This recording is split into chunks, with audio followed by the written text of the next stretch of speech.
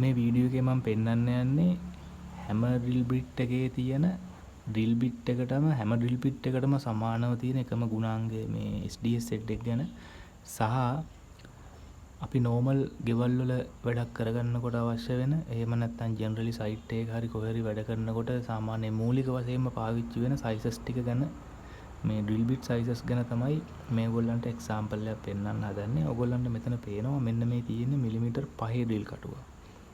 මෙතන තියෙන millimetre 6 drill කටුව. මේක ඇවිල්ලා 8 එකක්. මේක ඇවිල්ලා 10, 11, 12. මේ ඔක්කොගෙම හොඳට බලන්න එකම සමානාත්මතාවයක් තියෙනවා මේ ඩ්‍රිල් බිට් එකේ බොඩි එකේ සයිස් එක වෙනස් වුණාට SDS හෙඩ් එකේ සයිස් එක වෙනස් වෙන්නේ නැහැ. පේනව නේද? මේ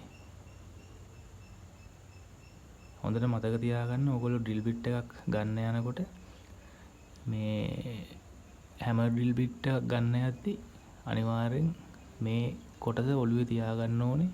මේක තමයි තියෙන එකම විශේෂය. නෝමල් ඩ්‍රිල් එකකට වැඩිය.